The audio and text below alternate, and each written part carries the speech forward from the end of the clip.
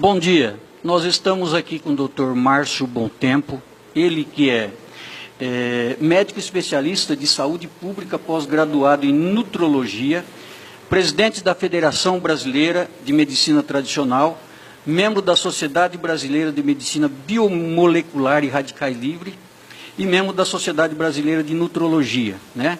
Se nós formos ler o currículo dele aqui, nós vamos ficar a tarde toda aqui, porque o currículo do homem é mais de 30 anos de estudo e especialização nessa área, né? E nós temos uma pergunta para fazer do Dr. Márcio Bontempo. Primeiro quero cumprimentar o doutor. Bom dia, doutor. Bom dia. Tudo bem?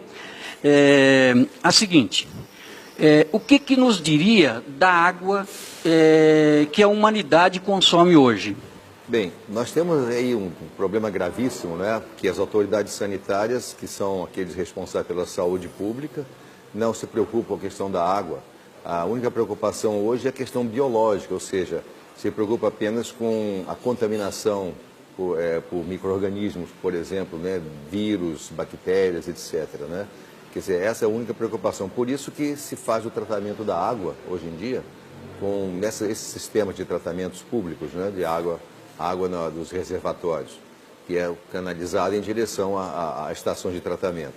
E aí essa água recebe uma quantidade muito grande de cloro, de substâncias químicas, alumínio, etc. E essa água, frequentemente, ela já vem do serviço, já vem para o serviço de tratamento, vindo, por exemplo, de áreas de plantação, onde essa água recebe agrotóxicos, resíduo de fábrica, resíduo de esgotos, né, industriais e domésticos. Então a água ela chega realmente com uma carga muito grande de substâncias nocivas. E depois, quando ela passa pelo processo de tratamento, ela perde o oxigênio livre. Então isso é muito sério, porque a água começa a se decompor. Então a decomposição biológica e bioenergética da água, ela vai ficando realmente uma substância morta, não é? Não é como uma água de uma cachoeira, uma água de uma fonte de água mineral medicinal, que é viva, não é? E é muito rica em substâncias ativas. Então nós temos uma água morta. E aí a opção nossa seria, então, a água mineral. E as águas minerais, elas vêm geralmente ácidas, não é? É preciso olhar no rótulo e ver o nível de acidez da água. E a gente não tem realmente certeza de que a água mineral que nós compramos é uma água realmente que vem da região que a gente imagina que ela vem, né? De modo que a água parada ela vai adquirindo macromoléculas, que são substâncias que fazem com que, ou estrutura, né, da água, e essa água ela vai se tornando, ela tem uma ação lenta, ela lentifica os processos orgânicos. Então, muitas doenças, elas acabam surgindo, eu digo doenças degenerativas, não são doenças como tifo, cólera e essas coisas, são doenças que vêm da degeneração do organismo. Então, o que nós temos é assim, um grande risco, um grande perigo. Já tem o problema da contaminação biológica, aí vem o problema da água morta, né?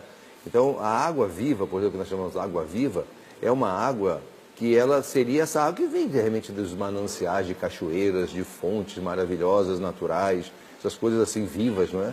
Então, o que nós bebemos hoje, que a água chamada da torneira, ou essa água, as pessoas colocam em filtros, tentando se livrar um pouco dos agentes contaminantes, e não se consegue um filtro realmente de grande precisão, capaz de tirar metais pesados, de tirar agrotóxicos, de tirar substâncias nocivas, né?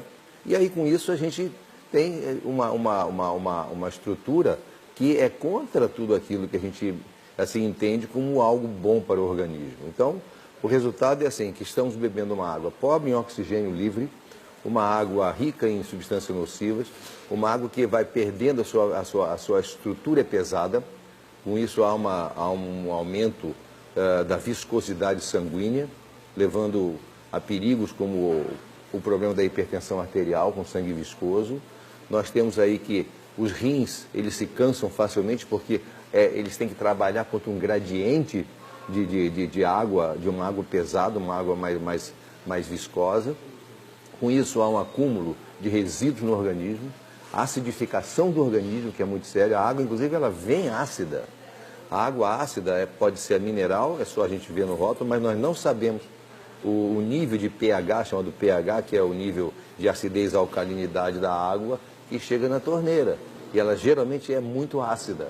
Então isso acidifica o organismo, com isso perde-se minerais, com isso a gente vai tendo então um envelhecimento precoce mais acentuado. Então veja, fica parecendo assim, né, uma coisa, mas que absurdo, né? Quanta coisa. E por que não isso não é então divulgado? Por que não é falado, não é mostrado? Porque realmente, não é, assim, só mesmo através desse sistema, esses estudos paralelos, é que a gente pode tentar alertar a humanidade, as pessoas, desse grande risco. Porque não é um risco assim, quando a nossa medicina convencional é assim, se você tem alguma coisa que pode fazer mal, um item determinado, você vai trabalhar em cima daquele item. E é uma coisa muito imediata. Essa água que nós bebemos no dia a dia, para compensar a reposição dos cerca de 70% que é a água do nosso corpo, acontece que ela vai produzindo efeito lentamente, entende? Lentamente. Então você não pega, assim, bom, se você bebe alguma coisa que te faz mal, você vai ter uma diarreia, vai ter uma dor de cabeça, vai ter uma reação alérgica, logo de imediato, no dia seguinte, aí você atribui. Ah, isso é por causa daquilo que eu comi ontem, ou que eu bebi agora de manhã e tal. Mas aí, nesse caso, né, você não tem essa situação, porque a água ela vai produzindo muito lentamente, ou seja, você não faz a relação de causa e efeito entre realmente a água que você bebeu e as doenças que vão se formando. Então, a única forma que nós temos de realmente nos defender é fazer a correção da água. Se a água tem esses defeitos, cada elemento desse tem que ser corrigido adequadamente. Doutor, nós sabendo da água, da má qualidade da água que nós consumimos, o que deve ser feito para corrigir esse problema? Perfeito, é exatamente essa questão, né? Nós precisamos ter, assim, uma forma de corrigir. Primeiro pegando, assim, quais são os defeitos principais. O defeito principal é o excesso de macromoléculas. A água, quando fica parada, você não encontra água na natureza parada. Pode verificar isso, você não acha água parada. A cachoeira está em movimento, o rio está em movimento, o mar está em movimento. Mas você abre um poço e no poço a água está lá parada. Não, não está parada não, ela está em contato com a energia telúrica magnética da Terra, né? Então tem um movimento molecular, tá? Agora, se essa água ela vai para um tanque ou vai para uma caixa d'água de amianto ou de plástico, né, ela fica parada. Você não tem contato com um substrato energético natural, não tem mais, está isolado. E aí, mesmo pântano, no pântano nós temos assim, a água é pobre em oxigênio, mas ela forma gases, etc. E ela está em contato com a natureza ali, né? Mas não é uma água salutar, você não pode beber uma água de pântano, né? Mesmo se é água doce. Então é preciso você pensar primeiro na questão dos macromoléculas. A água, ela parada, as moléculas de água, por uma questão de atração elétrica, elas vão se atraindo e elas formam grumos, formam verdadeiros cachos, chamados clusters, né?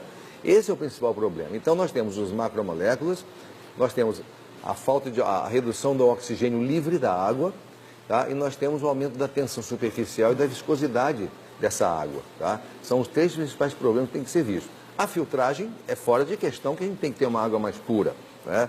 Você tem que ter um bom filtro, ou então ter uma água mineral confiável. Aí, a partir disso, você precisa corrigir, mesmo assim, o problema da água, das macromoléculas. As pessoas falam assim, poxa, mas eu entendo que a água ela vem de um manancial, de um rio, e ela vai para uma estação de tratamento, ela vai ficar parada, e depois vai para uma caixa d'água da sua casa, ou de um sistema de redistribuição. Nesse caso, né, eu posso entender que a água ela vai formar macromoléculas. Mas e a água mineral? A água mineral, ela forma macromoléculas? Forma. Porque a água ela fica parada nesses galões, em depósitos, ela é transportada em caminhões, etc. Então essa água ela vai adquirindo macromoléculas também. Então veja, nós precisamos corrigir essa questão. Como é que se faz isso? Hoje a única forma é assim, a ciência veio em nossa direção para ajudar a humanidade a ter uma água então mais adequada. É a correção da água. Essa correção se faz por duas vias que hoje a gente pode até associá-las. A primeira via é a exposição a um campo magnético. O campo magnético potente tem aparelhos que fazem realmente essa exposição. O campo magnético, ele reduz os clusters, ele realinha as moléculas da água e aí ela quebra. É como se você pegasse um cacho de uva, tá? Aí eu preciso da uva separada.